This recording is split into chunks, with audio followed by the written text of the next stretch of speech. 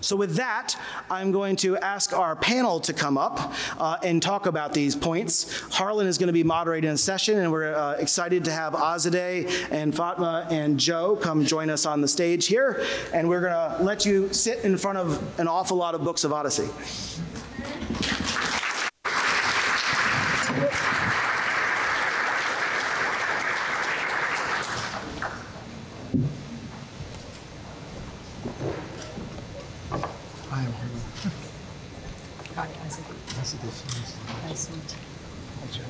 So should we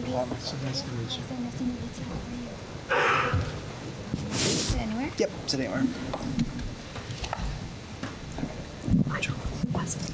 Well, I'm very excited to hear the reactions of this panel, and I'm going to get out of the way and let them start. But Joe, Azadeh, Fatemah, maybe you want to just briefly introduce yourself and give some opening remarks, and then can reflect a little bit. We can have a conversation about what we've heard and where you think all this is going. Patrick's enthusiasm aside, there still remain considerable challenges on the regulatory decision-making side, so it will be good to get your view. But maybe, Fatemah, we'll start down with you. All right. So first of all, hi everyone, and I'd like to congratulate everyone on the release and publish of the Book of Odyssey. Congratulations to everyone of the Odyssey group member here, and a special thank you to Maritime. You did such an amazing job. I know that this will be our reference and go-to book once we have any questions. Regards to what happened now and what has been done is really an astonishing job. And data quality reporting is really an important aspect to look for from our perspective as a regulated decision making. I mean, making a decision about any drug or any medical device or food is really a high impact on people's well-being, and that decision is not that easy to make. So going from a real world data to real world evidence is a really burden on us as the SFDA. So I'm talking from the Saudi Food and Drug Authority. We are still at a time where we're building our real world database. And moving on to real-world evidence is a work on progress. So us becoming part of the Odyssey community is an enormous leap for us now. So what we're working on now, and what I'm thinking of, like brainstorming, how can we move on to to the next step, is by making an impact on the signaling that happens that the SFDA might take progress in. Let's say, for instance, there's the signal in regards to a drug. How can we pick that and move on from? We're looking into real-world data from our perspective in the Saudi Food and Drug Authority to real-world evidence. That is something that I think we should be highlighted on, and what is the action go to from signaling to real-world data and to real-world evidence. That's great. Azadeh. Good morning. I'd like to thank the symposium organizers for this opportunity to share some thoughts with you. I work at the Center for Biologics at FDA, but I would like to start with the disclaimer that my remarks here do not necessarily represent FDA's policies or views. They are my personal thoughts. So with that, FDA has been utilizing claims data in observational studies, which nowadays we call real-world data and real-world evidence, to evaluate safety of medical products and use the real-world evidence for safety of medical products in regulatory decision-making for a very long time. And there are many cases of this example that most of you are aware of. One example from a biologic product is an observational study that evaluated the risk of intussusception after exposure to rotavirus in infants. And the results from that study were led to the labeling change of the vaccine, and the study was published in 2014. Use of real-world evidence with respect to evaluation of effectiveness of medical products by FDA is a newer concept, and there has been a limited use of observational studies in this regard. But again, I can cite one example for a biologic product that is relatively recent. The sponsor of herpes zoster vaccine, Zostavax, performed a post-market commitment observational study in which they evaluated the effectiveness of the vaccine in a longer time period that it had been evaluated in the pre-market randomized controlled trials. And the results of that study were added to the labeling of the product again. So I think, as was mentioned in earlier talks this morning, there is compelling evidence and reason to move towards use of real-world data and real-world evidence for evaluating safety and effectiveness of medical products and using the evidence for regulatory decision-making. But I think the question that, again, has been presented here and all of us are grappling with is in what context, in what circumstances these data and methods can be effectively used, and how much weight one can put, how much certainty and confidence one can put on this source of data. And again, as mentioned earlier this morning, there are many issues to consider when we think about the use of real-world evidence for regulatory decision-making. And just a few important ones amongst others, data reliability and relevance, whether the data are fit for purpose, the application of study designs and analytic methods that are used in these studies, and again, transparency in designing these types of studies and conducting them. So just to confirm what was presented and suggested earlier, I think as a community, we need to continue our collaborations and dialogue to develop standards, best practices, and their applications to the use of real-world evidence for evaluation of performance of medical products and their use for informing regulatory decisions. And developing this process and implementing it is very similar to what has been developed and codified for actually randomized controlled trials, but a long time ago. So to go back to what FDA has been doing in this regard, currently FDA is involved in a very large effort discussing and debating the issue of use of real-world evidence for regulatory decision-making. There are many work groups within FDA. Representations from CBER, and CDRH are all made in these work groups. And FDA has also engaged other stakeholders outside of FDA in this discussion, and there have been some guidance documents released by FDA in the past couple of years. For example, two documents were released in 2018. One was framework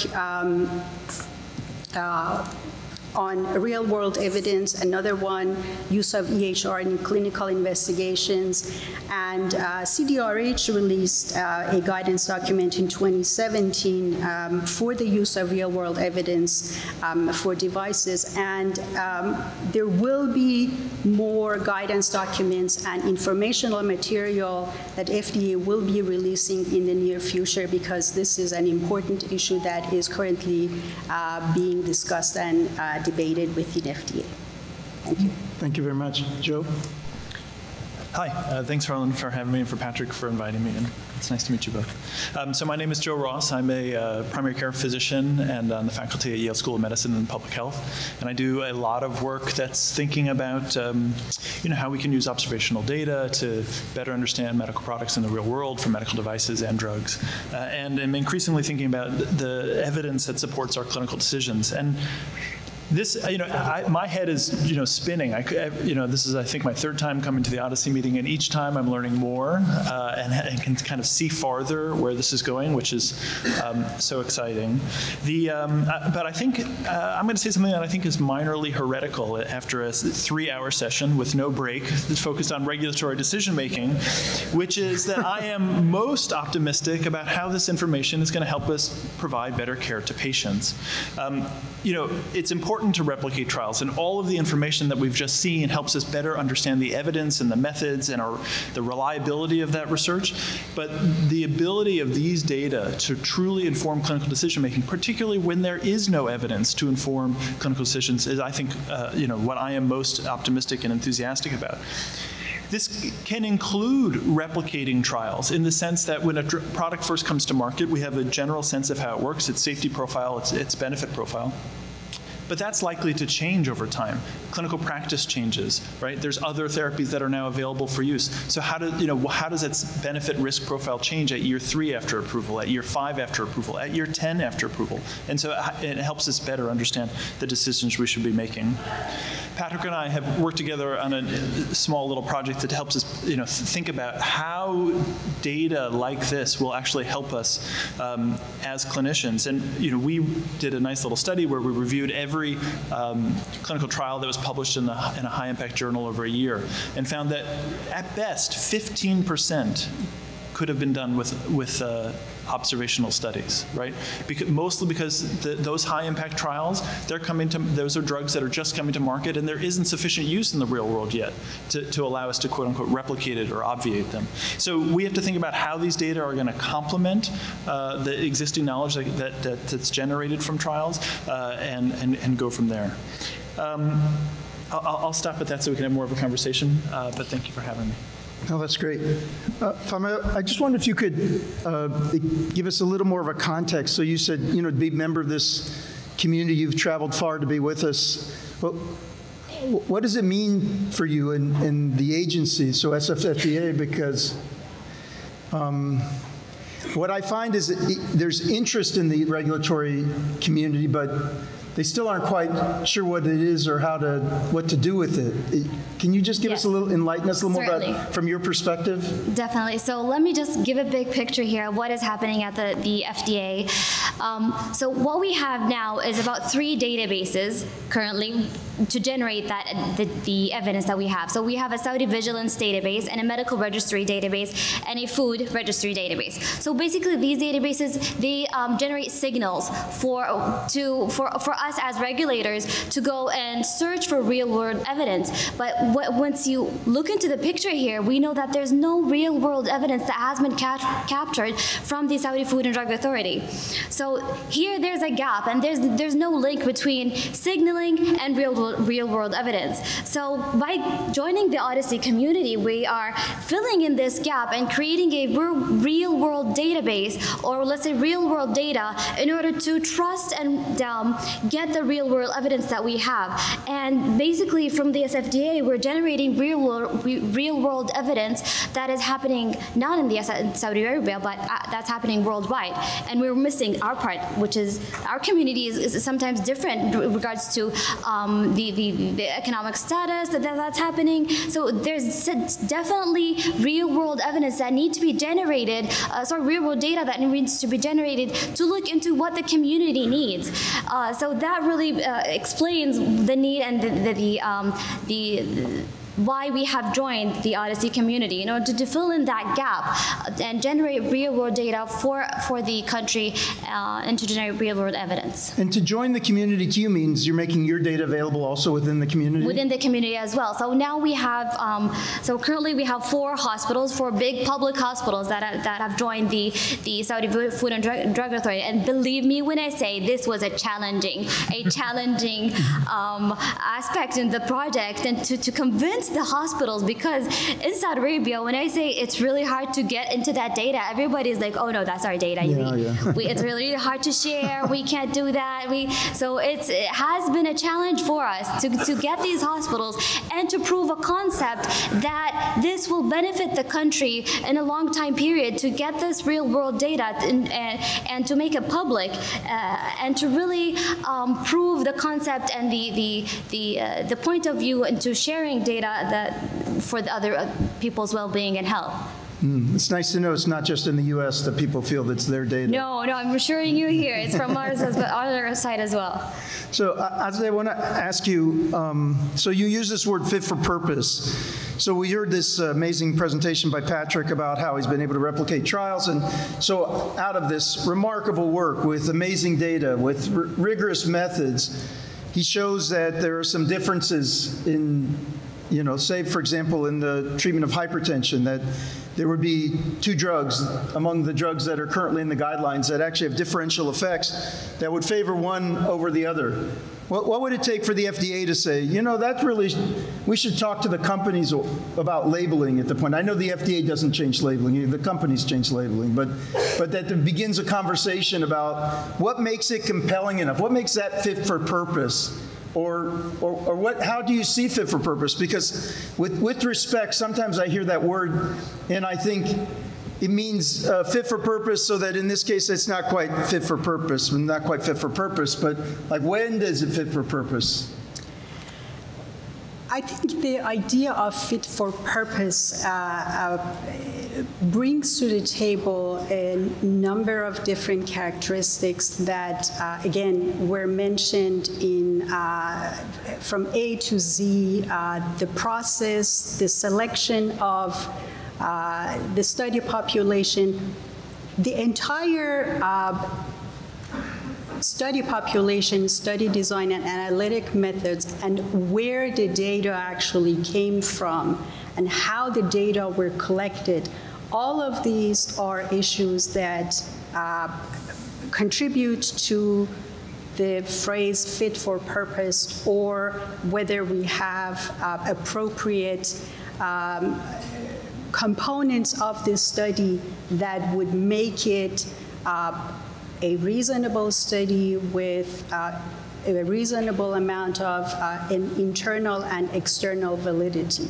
And I think each study on its own has to be evaluated, considering that the steps and the methods that were mentioned earlier as best practices should be also implemented in designing and conducting these studies. And again, what would be acceptable to FDA and what would not be, I think to some extent, they have to be evaluated on a case-by-case basis after we have established that the best practices have been implemented. So Joe, you talk about clinical application. You want to expand on this a little bit, because you've been concerned that sometimes there's not adequate evidence at the time of approval or clearance. You and I both together have sometimes expressed, I'm not putting you on the spot, but now this observational data is becoming available. It's from different sources. As Azadeh is saying, you have to evaluate. I mean, how do you see this playing out? I mean, there is this tension between the idea that you can experiment and randomize, and you're going to use the observational data, and the notion of the reproducibility issues, depending on whose hands it's in, right? So I don't know, how do you see this going? Is this going to go into guidelines, or you're a journal editor? Are you going to start, how are you going to differentiate what Azadeh is saying, which is whether it's good enough to go to the next step? That's a multi-layered question. I mean, this is why I'm so excited for where we're going in the future, in the sense that I have been concerned that the evidence that supports a new product as it's coming to market is less than I would want as a clinician when making a decision to, or recommending or prescribing, right? We often know too little about these new products as they're reaching the market. This represents a great way to rapidly generate evidence that can complement those original major trials. It can be available, 1 to 2 years after approval, and we have a better understanding of the risk-benefit profile in the real world. I think, following rigorous research design principles, pre-specification, embracing the principles of transparency, we can generate better evidence that will allow us to understand how these products are working. It's not always going to work, but it's this type of a complementary system that's going to allow products to reach patients more quickly, but allow clinicians, researchers, and regulators to better understand the true benefit risk profile in practice sooner also. I think part of the challenge, and one of the reasons I've been so critical in the past about the level of evidence at the time of approval, is we never get better evidence later. So this is that opportunity to generate better evidence. We know these trials are expensive. We know that there's problems we just heard about in terms of even replicating trial-to-trial comparisons and getting comparative effectiveness of studies, right? This idea of not a product to placebo, but a product to a product are few and far between. So this, to me, represents, I think, is going to end up being the best way that we're going to be able to generate evidence to inform practice. I want to just, the idea of the negative controls and the equipoise and in terms of the matching. I mean, all these are sort of critical features. I was wondering from Fatemah and Azadeh, as you think about the regulatory perspective, for me, one of the most important things about it is your ability to accelerate the field and elevate this by your articulation of what are some of the key critical standards that represent good enough data. That is, at the analysis side, the more that you endorse the notion that these kind of things that are evolving out of OHDSI are mandatory in order to be able to have any confidence in the findings. They don't guarantee the finding, but they are the minimum that's necessary in order to get to a point will I think elevate the field, because it means less than this you have concerns about with regard to the methodology. Do you see the agencies playing such a role, or do you think that's really beyond your scope and will not be able to sort of articulate some standards that are necessary for people who want to make submissions in this area? Go ahead, Azadeh. If we look at some of the guidance documents that FDA has released so far with respect to the framework for use of real-world evidence or use of EHR in clinical investigations and some other informational sources, I think to some extent FDA has tried to put forth some of the standards and requirements and best practices for running any kind of pharmacoepidemiologic studies or observational studies. And as again presented this morning, I think the field of pharmacoepidemiology has evolved quite a bit, and all of us are to a large extent familiar with what is a good, valid study with the most amount of confounding and bias controlled and what is not. A large amount of issues that we are dealing with is whether we are going to put into practice these methodologies and best practices that we are all aware of. And again, generation of null results due to many different reasons is something that may convolute the process and the results, but obviously, there are always better methods to be developed, particularly now that we have a better access to electronic health records, and they can be linked to observational or claims data to provide a more comprehensive and more longitudinal picture of healthcare information about patients. With that, obviously, we need to develop more methods to deal with many limitations that both EHR and claims data bring to the table. But some of the basic steps and methodologies have already been developed and endorsed by the FDA. Whether they have been completely codified or not, I guess that remains to be seen. Do you have anything? So in regards to the SFDA and what their scope of including the type of data is that they have just recently started to realize the importance of the real world data that needed to be generated from their side. So there isn't any benchmark in regards to data quality and what should be, but we are currently experimenting with the Odyssey team and what should be done. So I do believe that this is a good step, and finally that there is some work that has been done by creating the first OMOP common data model in regards to a pharmacoepidemiology perspective. So we are currently building upon that and expecting by the end of this year to have generated a couple of studies in regards to pharmacoepidemiology and possibly benchmarking data and getting out here the type of data quality and standards that we are looking forward to. That's terrific. What I would like to add to what I just said is that, again, as I mentioned earlier, I think what evidence is appropriate for answering what question and in what context, these are important questions that have to be taken into account when we are using observational studies to answer or to evaluate safety and effectiveness of medical products. So one size fits all may not necessarily apply in this case. That's great. I think we're coming to the end, but we have one question, so let's finish with that. Hi. Good morning. Thank you for this really interesting panel. I'm Judy Rakusin, Center for Drug Evaluation and Research at FDA. I really just want to correct a point that you made a few minutes ago, which is you said drug companies change labels, FDA doesn't change labels. So let me correct that.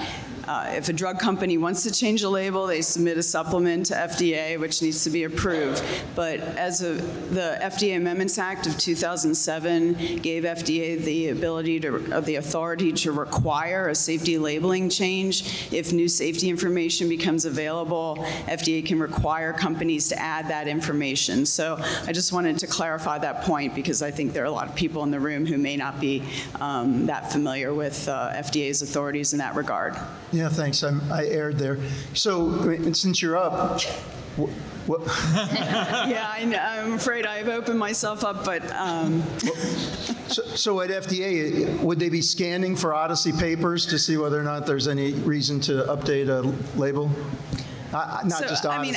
Look, I'll speak to my own experience. I was FDA's PI on the original OMOP experiment and had the great honor of working with a really incredibly bright group of people led by Patrick and many of the people in the room here. So for years, this is a group that's been generating incredibly important methods work that we need to be trying to make use of as much as possible. I think with the real world evidence, all the initiatives in that area, this is a great opportunity for FDA to be working closely with Odyssey, and I, for one, behind the scenes will be trying to encourage that. That's my own personal opinion, by the way.